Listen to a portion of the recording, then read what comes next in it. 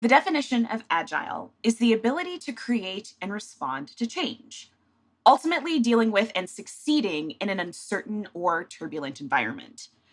I think that we can all say with confidence that in the world of software development, being agile and agreeable to change helps you learn faster, connect with others better, and makes coding a lot more fun. Today, we're talking about the agile framework of software developers, its significance in the workplace, and the familiar steps an agile process takes to go from a project's concept to the physical minimum viable product. Let's dive in. Welcome to the Ladybug Podcast. I'm Kelly. I'm Sydney. I'm Allie. And I'm Emma, and we're debugging the tech industry. This episode is supported by Compiler, an original podcast from Red Hat discussing tech topics big, small, and strange. Compiler is brought to you by the creators of Command Line Heroes and is hosted by Angela Andrews and Brent Simino. It's no secret that technology can be complicated and frankly a little intimidating. Compiler unravels industry topics, trends, and the things you've always wanted to know about tech by interviewing the people who know it best. I checked out the Should Managers Code episode where the hosts discussed the 80-20 rule. 80% of a manager's time is typically devoted to managing, while 20% is devoted to coding and problem solving. They discuss how it can be hard to close the door on your identity as a creator, something many new managers struggle with. The hosts also discuss how you can keep your skills sharp when most of your time is spent managing. I thoroughly enjoyed this episode, and I know you will too. Listen to Compiler on Apple Podcasts or anywhere you listen to podcasts. We'll also include a link in the show notes, and many thanks to Compiler for their support. Hi, how is everybody doing? I am tired. Me as well. Jag trött. Okay, we're gonna go into it.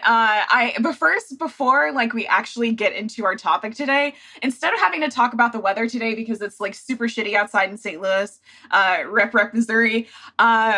Question of the day: what kind of fries do you guys prefer? It can be any type of fries, doesn't matter. Hopefully you don't hate them because you're not allergic to fried potatoes, but yeah. So this is super funny. So I have to laugh. Yeah, in the outline you wrote, what kind of fires do you prefer? And I'm sitting here thinking forest fires, little fires, software fires. Am I supposed to have a favorite fire? I was so confused. I'm like, where is this conversation going? I don't know. I don't discriminate against fries. I eat potatoes in all shapes and sizes, but I would say curly fries are some of the best. My two favorites are sweet potato fries and waffle fries. I love waffle fries. I don't like going to Chick-fil-A for any reason. Just there are political reasons for it. Go look it up, guys. I'm not going to get into that discussion today, but I love waffle fries, and their waffle fries they're are so great. good, and I try not to go there for different political reasons, but we're not going to talk about that today. Today, we're going to talk about Agile. We're going to talk about the Agile processes, and somehow maybe relate that to fries. I wanted a nice, kind of segue into the actual topic, and it didn't work, but that's okay. Like I said, Agile is literally the textbook definition of it is the ability to create and respond to change, right? So hopefully we've all been in an Agile environment before, potentially a way of dealing with the different processes of going through software development, having to deal with any types of changes that you might need to make when it comes to projects and things. And more importantly, it's a mindset. You are using this particular mindset and framework to really think through how you can understand what's going on in the environment that is around you and identify what uncertainties that you're facing, and ultimately to help figure out what you can do to adapt to these projects, these requirements that you're having to complete to actually go from a concept to a specific product. So have you ladies used any Agile environments before? Do you guys use it currently at work? Agile in air quotes. I've used a lot of Agile Fall, which is Agile, or it's waterfall masquerading as Agile. Waterfall is kind of an Agile, or it's a software development life cycle wherein you get like requirements from, product management, they trickle down to design, then they trickle down to engineering, then they trickle down to QA. It's, step-by-step process, not a ton of iterations. And I found at IBM in particular, they were so about Agile. They had like, this huge Agile push, but it was really 4-week sprints. And it like wasn't, they didn't pivot at all. Like, Right. It was just awful. At Log Me In, they actually had Agile coaches, which I found interesting. But to be honest, I found that a lot of the Agile processes actually took up more time and weren't fully relevant to what we were like. We literally had so many like sprint planning, sprint refinement, like retros, which I think are all important, but like it just felt most of the time like that sucked up about 10 hours of every 2 weeks, and it was just painful. But at Spotify, I don't know if y'all have heard of the Spotify model. It was really popular back in 2012, and it was an approach for scaling Agile that emphasizes the importance of culture and network, and it was built around squads, tribes, chapters, and guilds, things like that, and how it would grow and grow. So I think Spotify, I don't know, we technically don't use the Spotify model anymore, I don't think. But we still have facets of it that work really, really well for us today. Nice. I've definitely heard of the Spotify model. I think that at my last job, we attempted to kind of go into those like guild tribe models, and it just didn't make any sense for the like company structure of how we were able to like go to the person of contact like above us, kind of parallel to us and downward from us and different things. And it just depends. It depends on what type of structure and what type of product that you're trying to sell or distribute when you're using these types of methodologies. So we don't have any different like crazy opinions necessarily on the Ladybug podcast about this. At least me in particular. I don't think that it's a bad thing. I don't think it's a good thing necessarily. But yeah, there's a lot of ways that we can kind of attribute the Agile process to our, I guess, work lives. What about you, Kelly, in the tap room? We are such a small team that having like a proper Agile process would be overkill for what we do. So we do like general sprints. We do 1 or 2 week sprints depending on the client, the project that we're doing, but we don't really go beyond that. We would rather focus on, getting the work done instead of putting all these walls in to get to where we need to go. I love how we've gotten so far kind of into the process of how like disadvantageous, is that the word? That Agile can be depending on like what types of departments that people are in, what people are doing with it. And so I think that we're going to be talking a little bit more about this later on in the episode, but I'm glad that we brought that up because depending on what you guys know, I know some of the fans out there are looking for jobs. We know that you guys are potentially looking for jobs. You are going to be transitioning into tech soon. And maybe this isn't something that anybody has been like properly educated on when it comes to potential boot camps when you are self-studying. And I don't even know if this is like a concept that anybody talks about in any computer science degrees. Like, Emma, have you had any like education formally about like the Agile process? Because I didn't. Yeah, we did. We had a whole unit on it where we studied like waterfall. What was the other one? Spiral. There were like a bunch of different methodologies that we studied. I actually would love to just bring up the point really quickly that now, like thinking about this, the Agile methodology is such a US focused mindset for getting work done. We have talked about how different cultures like collaborate in the past. We have a few episodes on stuff like this. But there is this scale, it's called the deciding scale in the book, The Culture Map by Aaron Meyer, where you plot different cultures along a scale where the left side is consensual decision-making and the right side is top-down decision-making. And they talk a lot about like how some cultures take a long time to come to a decision and everyone is involved, but when they make that decision, it's set in stone and you do not change anything. This is a culture like that's how Germany works typically. In the US, it's very much move fast and break things where you make like typically someone with authority will make a decision and everyone underneath them is expected to get in line and follow it. And if, it doesn't work out down the line, it's fine to change it later. And this is what I think of as Agile. And I just looked it up, and Agile started in 2000 when a group of 17 software developers in Oregon built this methodology. So it definitely is a US mindset when it comes to workflow. And I just found that really fascinating.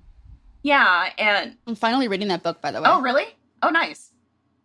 Definitely tell me how it is and how you like it. I realized kind of going into this episode that we would have to talk about how the beginnings of this formed, because I think that the biggest thing that these developers were trying to do was just make a better system that didn't have to do with the specifics of the problems that waterfall kind of throw upon the developers of this day, because you have the process of waterfall. We'll talk a tad bit more about it later on in the episode, but you have these certain phases that you cannot break and you cannot edit and you cannot change as you go along. Like, you have to complete this project planning, you have to complete the requirements, you have to complete the building, you have to complete testing and all that fun stuff without having to actually go back and forth and be a little bit more quote unquote agile to make the product, design it, test it, and actually deploy it. And so going into the agile methodology, it's the mindset behind actually having good practice to help continuous integration of development and testing together as a team. And so when we kind of talk more about Agile, normally the tasks are broken down into small bite-sized pieces. We want to make sure that this helps show the product to the customers. And also, I think that this is the big part, is that we want to make sure that when we are doing an Agile process, we are actively presenting to the customers to gain that feedback that we need to start testing, to start doing a little bit more of improvements on a certain thing that maybe a user didn't like. We go back to the drawing board just a little bit. We're able to modify a couple of things, change things here, and then move on to the next part of the integration where we, again, put out a small chunk of the product, get that feedback, and then go on. So it's a circle. There are a couple of diagrams that I believe I left links for in the show notes. So make sure that you guys check it out if you don't know anything about the Agile process. But this, I guess, Americanized version of how we do decision-making and processes, it puts the responsibility of collaboration, planning, and executing on the team to be a little bit more forward-thinking and independent, to actually make sure that the user or the customer actually gets what they need in a nice incremental amount of time. So I think those are some advantages. What do you guys think? Yeah, I think it can also, as a slippery slope, because there are definitely, I would say, probably more advantages than downfalls. Although I will say, this was developed in 2000, and I feel like a lot of the paradigms of Agile are still pretty archaic to this day. So I think it definitely could use an upgrade. So for example, when we're practicing proper Agile at my last job, do we really need an Agile coach? Do we really need to have refinements for 2 hours every 2 weeks? At Spotify, it's up to the individual sub squads. I'm working on a feature with 2 other people right now, and it's we are responsible for breaking up our tasks into manageable pieces in our Jira board. At my last job, it's we had epics and stories and tasks, and you had to track everything all the time. And it's do you know how much fucking time that takes? That sounds so exhausting. It's exhausting. And honestly, why spend so much time on refinement and planning when things are going to change as you start building it? So right. I think it's a double-edged sword. I think we need something a little bit more modernized that we can pivot a lot easier. But that's just me. I think structure is good, but I think it's very much a right place, right time kind of situation. It's not one size fits all. And that is important to recognize that it just does not make sense for every organization. Yeah, definitely. And I think more than anything, people just really get tired of having to talk and actually as software developers, we always say the word meetings instead of actually coding. This is one of the main reasons why that we are stuck in those meetings, having to talk and communicate with the business side to make sure that we are completely and clearly understanding what they need from us and not kind of debating back and forth and making assumptions as to what they want, because that can definitely be red flags. That can be more money wasted. There more time on the projects and things. And yeah, it is going to depend on how the company and the product is actually going to function to be able to actually use Agile in a good way.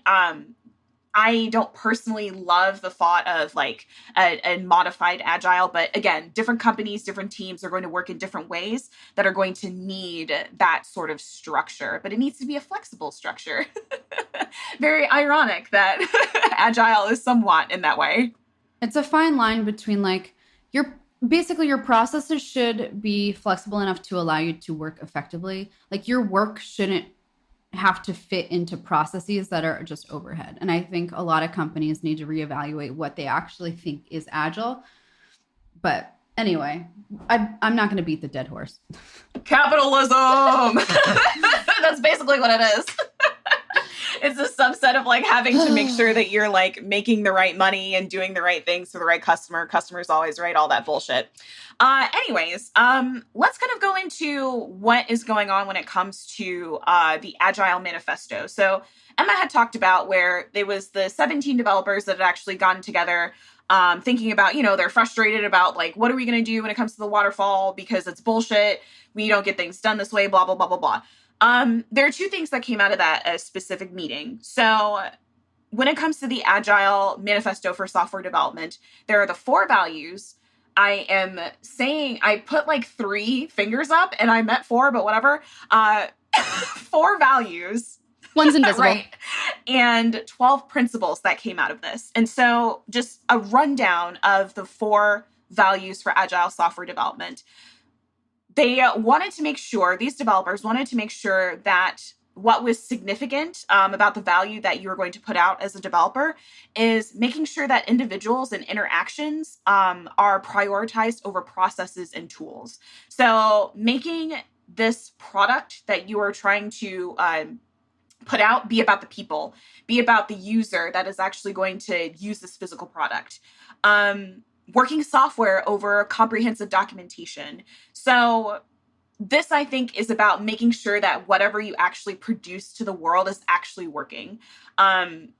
Documentation is going to be very important when it comes to actually knowing how this stuff works, but how much time are you actually putting in to this product versus actually writing down documentation that's super detailed, that's super this, super that. And we have an episode, I believe, on documentation that is somewhere in our season. So make sure that you check that out. But going from there, another one of the values is customer collaboration over contract negotiation. So we're not going to lie, contract negotiations are important because that's how you actually start the project. That's how you know that these requirements are going to be set down in stone. And you kind of need money to actually be able to compensate people for their time and hard work. So that needs to be negotiated down. And so those things are important, but customer collaboration, making sure that you're actually getting that feedback or getting in front of the customer to be able to talk about what their problems are and talk about what you can do when it comes to a solution is going to be the more important thing over actually like setting everything in stone and in a contract. And then also responding to change over following a plan.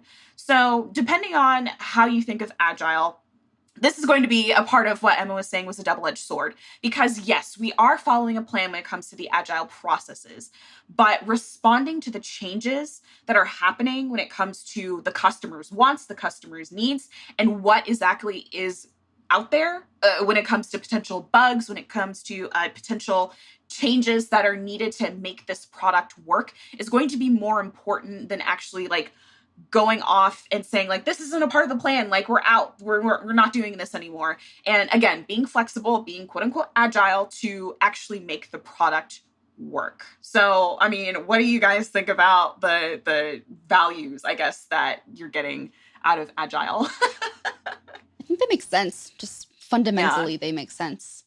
I also noticed that on the Manifesto website, they have it translated into a ton of different languages too, which I think is really very cool. Nice. I didn't realize that. I visited the other day.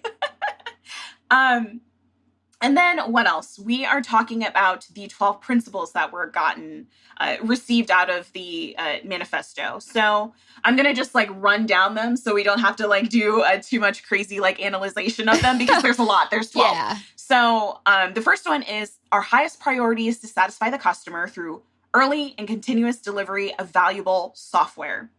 You're going to welcome change. And even in late development, even in late stages, the agile processes should harness change for the customer's competitive advantage. You deliver working. Oh, I hate that. No, you can finish your sentiment and then I'll go off. I'm ready. I'm ready for Emma's hands to be thrown. Please continue. I hate this. I hate this. I'm sorry, but like as an engineer, if you come to me like a couple days before we're shipping something and change requirements, I'm going to say absolutely fucking not. Yeah. Yep. For multiple reasons, the main being I cannot deliver a proper quality and ensuring quality. Wait, did I just repeat myself? I'm tired. Yes. It's okay. Cannot uphold our quality assurance if you come and change the requirements. And also, I've architected something appropriately depending on the requirements. If you come to me, I'm going to have to refactor all of that. I hate this, and I will always push back on it. What's nice about Spotify, it's the first company I worked at where, like, if they change requirements, there's no time-sensitive pressure to get it done ASAP. People understand you're going to have a minimum lovable product, and it's going to be changing over time. That's really great. Because, like, it just seems like it's very contradictory that you're wanting, like, this to be done now, but also we're needing you to be, like, able to change whenever the business says so. I definitely think that's a big red flag for companies that are really trying to make sure that they are in collaboration with the business and, you know, blackmail and all that fun stuff like, oh, we're cutting this contract if you guys aren't doing this, and this as a change. And that's not fair. That's not fair for everybody. It's a lot of stress. So Kelly, what do you think? Everybody's ready to throw hands today. As someone who works with a lot of different clients and understands the importance of client satisfaction, but also understands the importance of shipping shit instead of just continuously changing things. We have a very strict process when it comes to change requests. And we will often push things to phase 2, post-launch, phase 3, whatever it makes the most sense, where we like acknowledge you want this changed, but it is not going to be done now. No, you're fine. Honesty is the best policy. I agree with Kelly. Please continue. I wanted to also make a point about the first thing that you mentioned, which is like the highest priority is satisfying the customer through delivery of valuable software. And I absolutely hate when companies have like one big client and they will form every single thing that they do around this client, regardless of whether or not it meets the needs of all clients. This happened at LogMeIn where like we would have one big client and we would have to build features specifically for this client that no one else cared about. And I do not think that's a really ethical nor like effective model, but then money is king. Isn't that what they say? Capitalism. Cash is king. Also, this is one of like the prime things about running a company and working with clients. No one client should be calling the shots. You should not be depending on one individual client for most of what you're making, because that is running very high risk for your company if they leave. And also, again, it's a distraction from all the other clients. It's a distraction. It's company blackmail. I feel like, you know, if something goes wrong with this particular product for that specific client, then you're going to have people running around headless chicken like, and I'm going to come down to your office and I'm going to talk to your manager about this. And I expect that you're going to be leaving and doing things. I definitely worked at a company where it was this particular plan, this particular client that had made most of our money. And every time something went wrong, their product manager would fly down from wherever they were in the States to St. Louis to like complain to our manager. That was the worst shit in the world. Like, and then would threaten. And nobody would actually take that seriously necessarily because they're not the ones that are like actually paying the engineers and things, but it's still distracting. It's nerve-wracking. And especially to a newcomer, like you're getting threats from somebody on high. That's not fair. That's not fair for you to have to deal with. And it's not fair for anybody else to have to like jump whenever that person says to. So it's a lot. There's a lot of things in here that we might need to dissect on anyways. Moving on. So I think that I said delivering working software frequently. I didn't actually. So this is the third one. Deliver working software frequently from a couple of weeks to a couple of months with a preference to the shorter time scale. So that makes sense. Making sure that we're able to get through chunks of whatever the task is. Number 4 is business people and developers must work together daily throughout the project.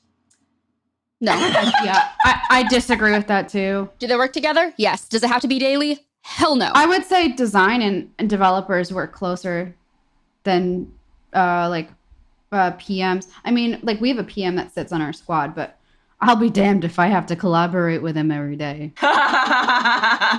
Again, we're getting into like we have to follow these processes because they sound good on paper, but they're so ineffective. Yeah. Perfect. Building projects around motivated individuals, give them the environment and support that they need, and trust them to get the job done. I have feelings about this because we say this concept needs to be something that happens. And I hear so many developers that are unhappy about whatever they're doing when it comes to the tasks. They feel like it's repetitive. They don't really get any time to collaborate, to innovate, to do anything like that. So there are a lot of places and companies, won't name names or anything like that, that just doesn't follow this principle. And it's really sad. And that's why people leave. And that's why people grow and change and do different things. So hopefully there are companies out there that will at least listen to that warning and actually try to do more when it comes to satisfying the actual individuals that are building the projects. One thing, when I joined, part of my onboarding with my manager was a motivation talk. It started with a career conversation where we plotted along a time scale. I don't know what the English word for this is anymore. Our careers by year, we both did this. And then we each plotted points when we were super motivated and we were super demotivated. And we were able to like map out like what gives us motivation. And then there were a series of like 15 cards with different things like recognition from my peers, additional time off, extra money. And you plot those along a scale of like most motivating to me and least motivating. And so your manager is aware what motivates you personally. And that was so useful. And I think all companies should do that. Agree. 100% agree. I think that helps people know other people better. Just in general, it helps people kind of scale on where they should be kind of looking for when it comes to making your person happy and honestly making sure that they perform well, kind of going into like what exactly like makes them tick, makes them not really like work so much and things. So that would be nice. I need to throw my application your way. That's what I need to do next. I also said we did building projects around motivated individuals. That's great. The most efficient and effective method of conveying information to and within a development team is face-to-face conversations. That I don't agree with. I don't agree with that at all. I agree. I disagree, especially in the era of remote work. And especially in cross-cultural teams. Hard to disagree. Because that's very much. Well, I've talked about this before in the culture episode. Cross-cultural teams need low context communication processes, and low context communication processes are written. It's like communicating your points multiple times in different mediums. And the most effective being written. When it's written down, there's less room for interpretation. Oh, okay. I see what you're meaning. That's fair. Kelly, what were you going to say again? Oh, I was just going to yell. In general, just scream into the void. Fair. We'll save that for later. Okay. When I'm not recording a podcast. Next is working software is the primary measure of progress. Yes and no, I feel like, because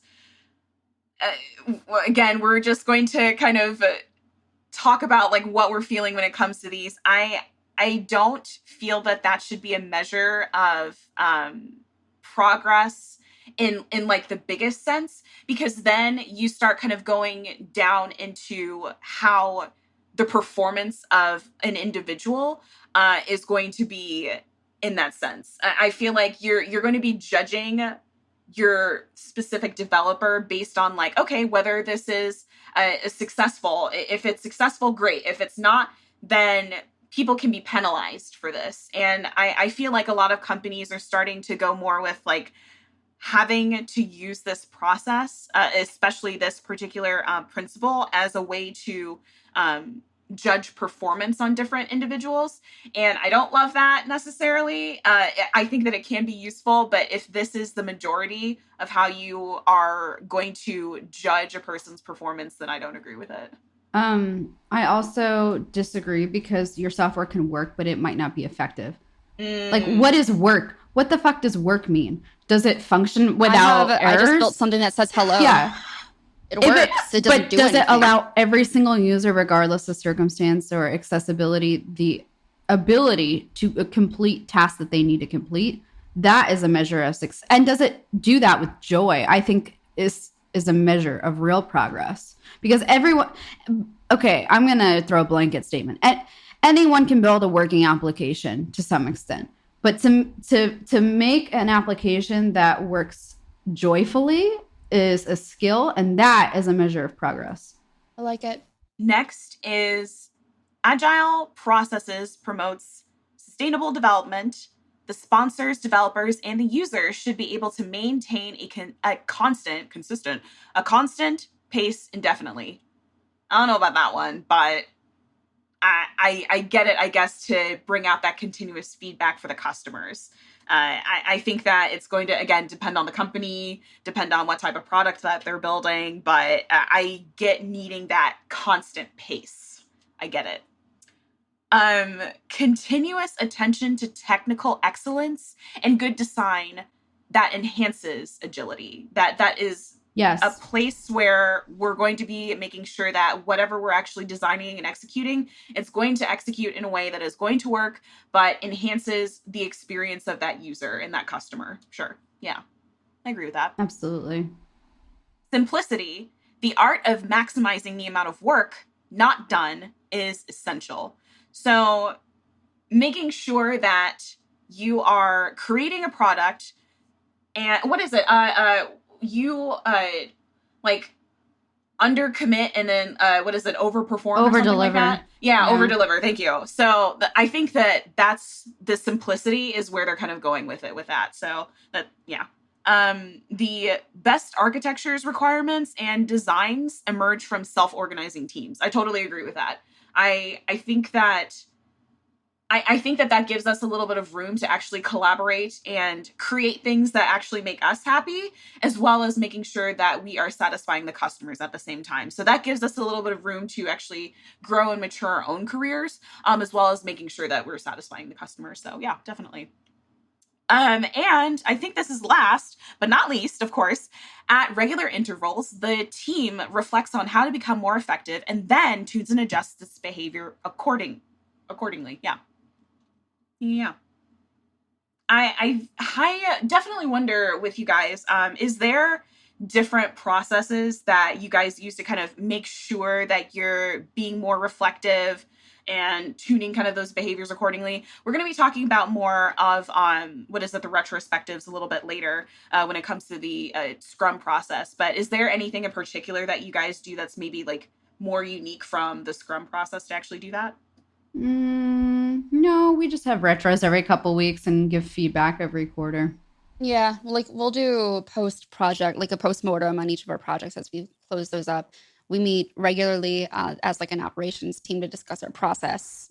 We meet quarterly we just like various meetings along the way that we discuss the process and what's working, what's not. Thankfully, again, being lean, that means that we can easily pivot if something's not working. That sounds great. Awesome. Okay. Well, I know that we've gone through the 4 values as well as the 12 principles. I was hoping to talk more about the benefits and the drawbacks after we had read them, but that's totally fine. Benefits, I can think that depending on what your type of product is that you're trying to distribute, you can have a better overall product because this is highly tested. It is brought out in chunks, and you are going to make sure that you have better customer satisfaction. And apparently that tends to be higher when you are using Agile in the most efficient way possible. And you start reducing the risks of unknowns in your project. That doesn't mean that it doesn't 100%, but I definitely feel like once you start asking those questions to the actual customer to get that feedback, to get what exactly they need, you're not in that, oh, I need to assume what needs to go here, what this needs to actually do, because you have that communication. We have talked about a lot of drawbacks, that some of these concepts are outdated. We are definitely not in a space where it makes sense to just drop everything and make sudden changes right when the business side actually says so. We want to make sure that you are not judging how successful that the product is and like use that as a performance scale for the individual. And what else? We said a bunch of shit that was like, whoa, this is definitely a drawback. Yeah, I mean, personally, I think like the drawbacks outweigh the benefits in my personal opinion. However, well, like there is no alternative to Agile as far as I'm concerned. No one's created like an actual standard for a new methodology. So unfortunately, even like the effective methods, like what we're using on my team, is still considered Agile because it all falls under this umbrella term. But I think it's time to create a new methodology. I think that when it comes to the projects, I'm not 100% sure that it makes sense to keep always at that specific sprint pace to give out that continuous feedback. I know, Kelly, you were saying at the tap room that you guys go through 1 to 2 week sprints depending on the actual product that you're actually trying to distribute. So how does that work where you are able to kind of adjust to make sure that you're able to get those sprints either into 2 weeks or 1 week? It really depends on what the goals of the project are. If they're smaller tasks that we can easily get done, and quite often we end up doing a lot of smaller tasks that are like maybe like bug fixes, maybe they're just like small tweaks to a page, whereas sometimes we might be building landing pages. And then other times we're building an entire custom app for a client. So just depending on like the level of intensity or complexity of the project, that usually determines whether we go with 1 week sprints or 2 week sprints. Okay, that makes sense. And it sounds like there's a lot of conversations that have to go into that to at least determine whether that's the case. So that's good communication, in making sure that you have that level of communication between whoever is a part of that team and whoever is actually like making the physical product, as well as whoever is needing that physical product. That's really good. That's the part of, I guess, one of the principles is that you're needing to have that good communication, whether or not it needs to be actually in person or not. I will definitely say this. I do not believe in meetings that don't have food. I love food, and if it doesn't have any food, any meetings that I have to be in person, that can be an email. I am just saying. I love that. Just one thing I learned one day about motivation and willpower is that if you have food in meetings, it's good to have like a variety of different foods or actually stick to like healthier organic options, because people who are working on eating nutritious food and staying away from maybe some guilty pleasure foods will actually use their willpower to avoid eating that in meetings and will not have any willpower left to actually work. So just a caveat. That makes sense. Yeah. You're not going to be able to concentrate a whole bunch if you're kind of in a sugar crash. As much as I love donuts, it's not going to be effective for me to actually like focus on whatever is going on when I'm like, I need coffee. I'm ready to go lay down or something like that. So giving that option for healthy foods, that makes sense. I will definitely be asking around about that as soon as I figure out what else I'm going to do with my life. Okay, so next, I think that we can talk a little bit about the different subsets of agile processes. We're just going to go through this as quickly as we can because there are a bunch of them. There's not a whole bunch that you need to know about them unless you're actually like balls deep in it in a company. So, of course, Scrum, that's going to be the biggest one that we're going to be talking about when it comes to the process of meetings. That's going to be something we'll talk about later. Extreme programming is another one. I've never experienced that before in my life. It sounds crazy. It sounds terrible, but that's going to depend on the person. Have you guys done any extreme programming before? No, I have not. Not in the sense that they discuss extreme Fair programming. enough. Fair enough. There is also test-driven development. The biggest thing there is that you are going to be making sure that you develop tests first before you actually go into the significance of building whatever that feature is. I know that behavioral-driven development is sort of a subset to test-driven development. I think they're either siblings or something to that effect, making sure that you know about what the user is going to be experiencing as when you go along. There is, of course, the Kanban board. There is Scrumban. I had never heard about this until maybe last week. And then there's a scaled agile framework, which is SAFe for all the initials. And then, of course, you have waterfall, which isn't technically an official agile concept. That is kind of the anti-pattern to what agile is. But, you know, we have to acknowledge it. That is something that people used to do, probably still do, and it sucks. But I think that we should take a break. And when we come back, then we'll talk more about Scrum and go into a little bit of detail with that. This episode is brought to you by Dexecure, a company that helps web developers save time by automating repetitive optimization tasks.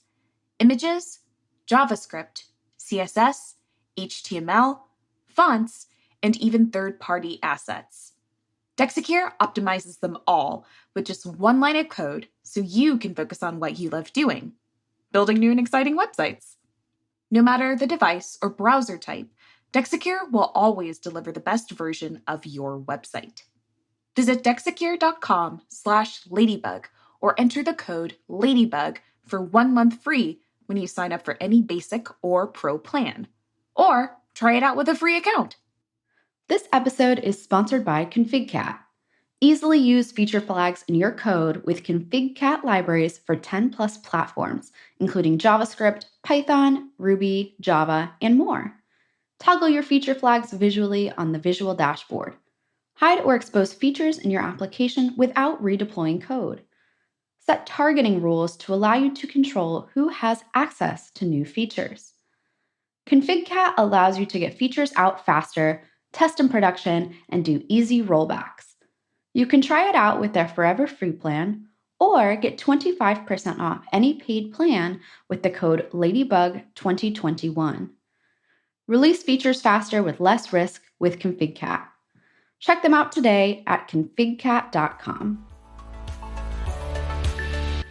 Okay, we are back, and I want to talk a little bit about what Scrum is. So our episode today is Agile and Scrum. So this particular concept of Agile is a lightweight Agile framework designed to solve complex problems that require iterating through a solution. And so, again, this is a subset of the Agile process.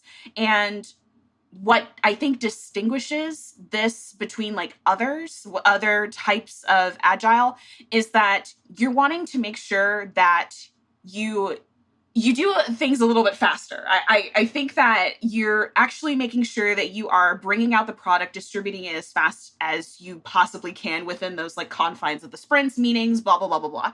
And you're going to be iterating through these sprints. We probably said sprints a bunch of times, but these are short time boxed periods where a Scrum team will work to complete a set amount of work. So this can take up to a week. This can take up to 4 weeks. It's going to depend on the need of whatever the product is, whatever you're distributing, and the amount of team members that are actually able to deliver this. And I don't know about you guys, how many like team members do you have on your team?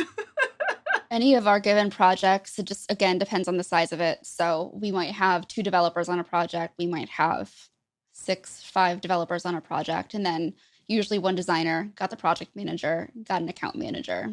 And that's Yeah, we have maybe like 9 people on the team, most of which are developers. We have a PM, an engineering manager, and a designer as well. Okay. Project manager, right? PM. Yeah. So we'll talk a little bit more about like what maybe the careers that you might be interested in are, if you're potentially looking to go into more agile concepts. But as we go along, when it comes to the different types of sprint sets that you do, you're going to have all these fun meetings. Again, I don't love meetings unless there's food there, but these are some of the ones that are pretty important to actually get some of the communication out there between your business, between whoever your project manager is, between the developers, testers, whatever. Sprint planning is going to be one of the bigger ones. So you're going to need to make sure that you choose the right framework and items for the sprint that you're doing. So this is a collaborative effort between the product owner, the scrum master, and the development team. And you're going to make sure that you're discussing the objectives that the sprint should achieve and what products that you're going to be actually working on from the backlog of items and tasks that you need to do. So once you have achieved the goal of completing, quote unquote, the sprint, then you're going to close them out. You're going to do this all over again when it comes to sprint planning and see what else you can do in those iterative amount of times. The next thing that you kind of do when it comes to sprint planning is that you need to make sure that the backlog items have a certain progress, I guess, bar with it, a consideration with it. You need to make sure you understand like what actually needs to happen to get them done before the end of the sprint. You make sure that they're chosen by priority in the sprint. And then you're going to set the progress. Is this the thing that needs to be in the backlog? Is this going to be done in this next sprint? Is it in progress or is it done? So making sure that you're understanding what those categories are for each task and going from there. Again, something that is in sprint planning that you're going to be doing iteratively every time that you complete a sprint. The daily stand-up is, I know a lot of people that don't love stand-ups. They're kind of neutral to me. You're just kind of talking about your work and then going on with your lives. The daily stand-up during a sprint is when the team is just going to check in. You're all going to get together. You're going to talk about what you did the day before, what you're doing today. And if you need any help, if there's any roadblocks, I know that a lot of people don't like stand-ups for whatever reasons that they don't. I feel like it's pretty good communication to actually see what people need when it comes to their tasks to get done. But what about you guys? Yeah, I mean, we have these meetings, but I don't find them useful. That's fair. That's fair. We've tried a bunch of different things. Like we've tried asynchronous, like robot meetings and stuff. But it's just like, I think at this point we've kept the face-to-face virtual meetings just to get like socializing. So I just hate meetings. I do too. I personally make sure that I keep all of my tasks that I'm needing to do in my developer journal where I record all of my progress that I've done for the day. And so I get where people need to kind of like know where my progress is. But I feel like individually we could probably track that in a Trello board and in some way where it's like custom to like regarding like our thing. And then maybe the product manager can actually go and look. And if they need to ask us questions, then they can. That would be a really nice way to do things. So it's on us to actually make sure that we're, being independent and forthcoming about like what we're doing when it comes to our progress and go from there. That'd be so nice. We do midweek check-ins. There's no need to do it daily. If there's a larger task, we just ping on Slack, just like in the project channel, checking in. How are things going? Do you have any blockers? Nice. That's it. So nice. It's cut and dry to the point. Okay.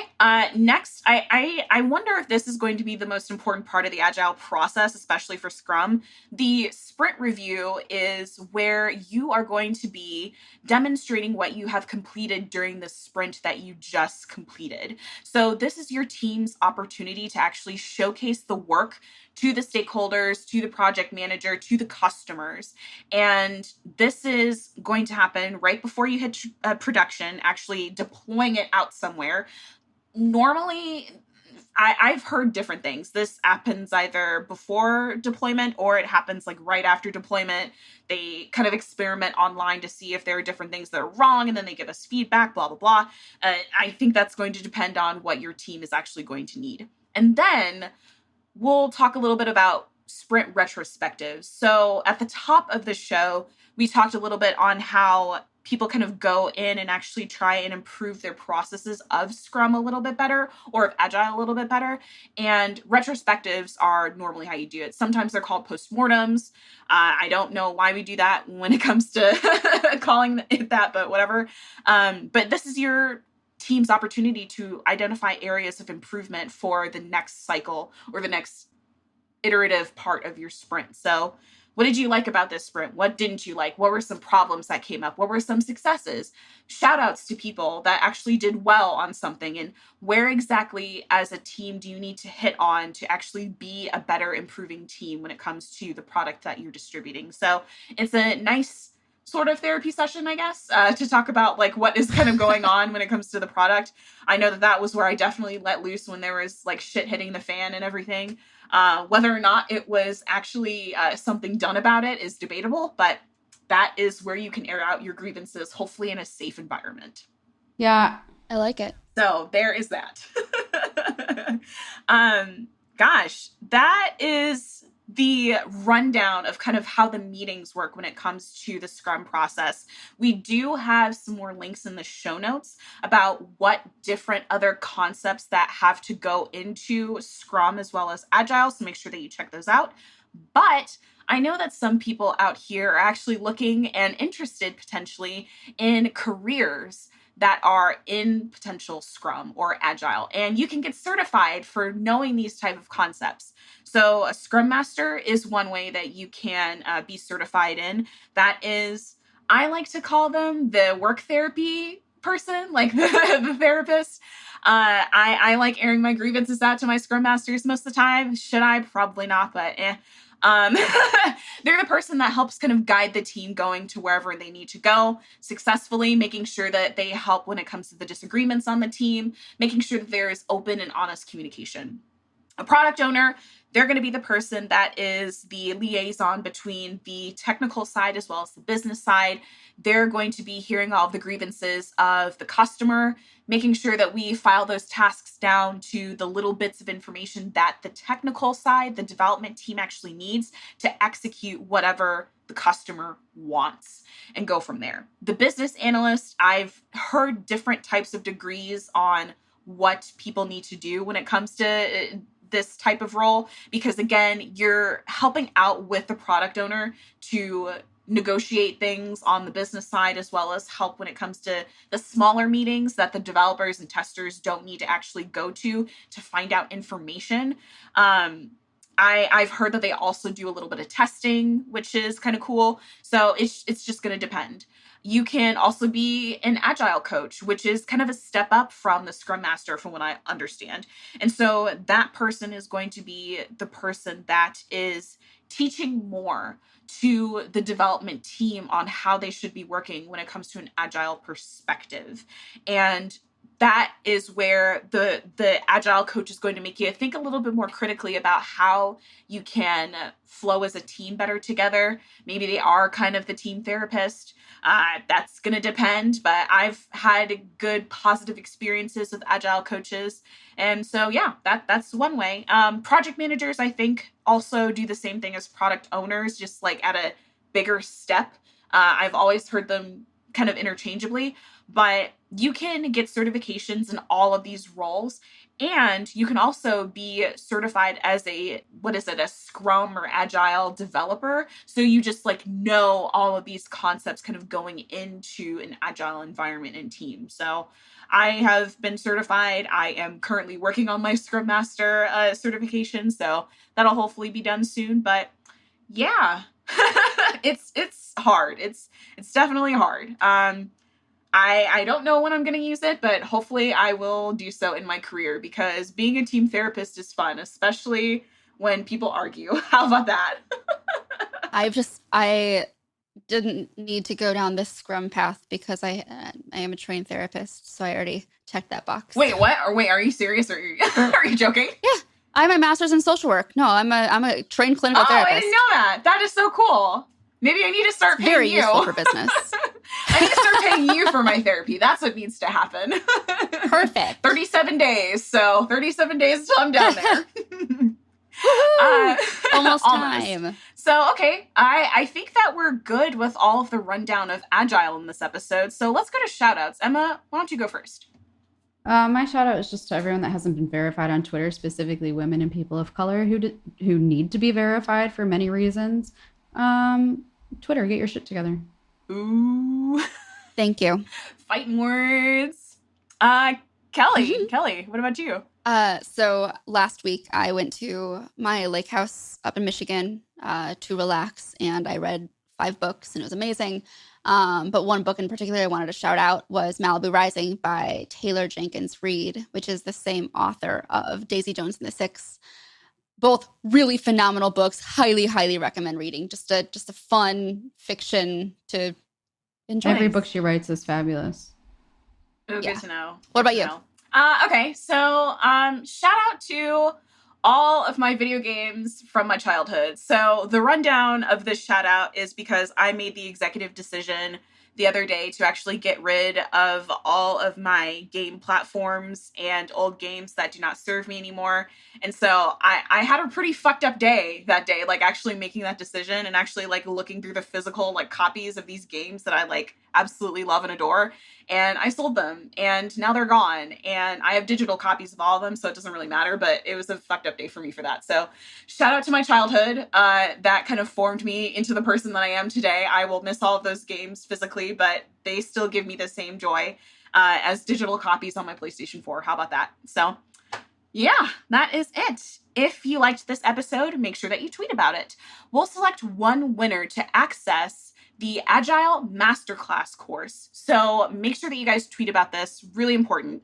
We post new podcasts every Monday, so make sure that you subscribe. We're on Spotify, we're on Apple Podcasts, so just make sure that you subscribe somewhere to be notified and make sure that you leave us a 5-star review. That is it from us. Thank you so much for listening, joining us, and we'll see you soon. Peace.